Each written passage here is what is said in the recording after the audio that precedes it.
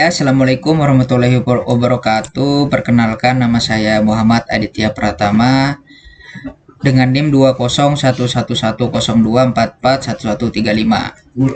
Di sini saya akan mendemokan project akhir saya, yaitu membuat website sederhana dengan menggunakan pemrograman web statis bahasa PHP.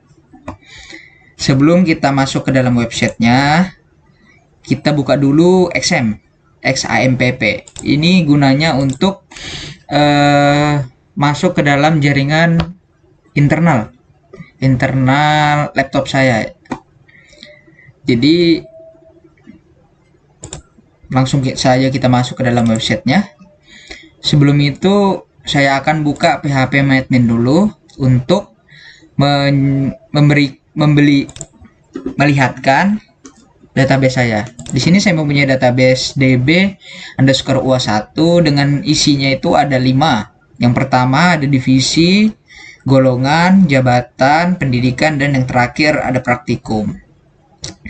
Di dalam kelima ini saya membedakan ada 2 tabel. Tabel yang pertama itu tabel yang utama itu yaitu tabel praktikum, yaitu ini isinya ada ID, NIP, nama, jenis kelamin, ID golongan, ID jabatan, ID pendidikan, ID divisi. Kemudian yang sisanya ini ada 4 tabel ini adalah tabel sub atau tabel turunan daripada praktikum ini. Dan di sini seluruh tabelnya itu sudah relasi ya. Sudah terrelasi. Nah, ini sudah terrelasi ya. Oke, kita lanjut langsung masuk ke dalam websitenya.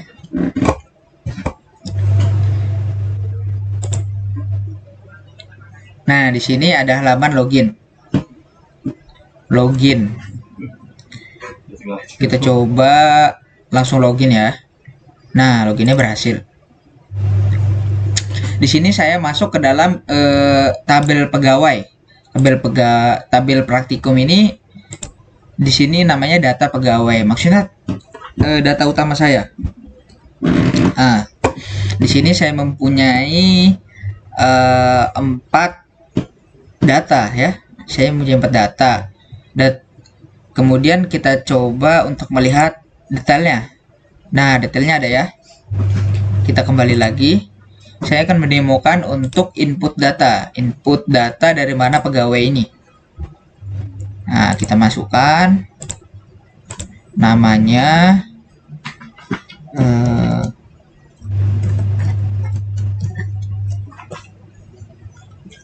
Rere. Ke sini golongannya apakah kita isi dulu ya. Divisinya ingkar. Oke, kita input datanya, berhasil. Nah, ada kan data Rere ini. Coba kita buka detail. Nah, ada kan. Selanjutnya saya akan menemukan data daripada pendidikan. Ini dari mana tabel pendidikan yang ada di sini ya. Tabel pendidikan ini. Nah, datanya sudah ada 7. Coba kita buka salah satu detailnya. Detailnya itu isinya ada ID, riwayat pendidikan, dan universitas. ID-nya 1, riwayat pendidikannya SD, tempatnya SD 022.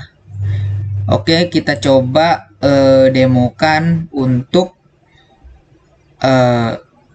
input data pendidikan. Nah, kita input datanya, riwayat pendidikannya S1, universitasnya UMS. Oke, kita input datanya, berhasil ya. Nah, di sini ada oke, masuk datanya. Selanjutnya saya akan mendemokan untuk tabel jabatan. Ya, namanya sama kan, data jabatan. Untuk detailnya isinya ada ID, ada jabatan, ada status, ada tunjangan jabatan. Oke, lanjut. Saya akan input data jabatan. jabatan bos misalnya, statusnya aktif, tunjangannya ya ini kita masukin.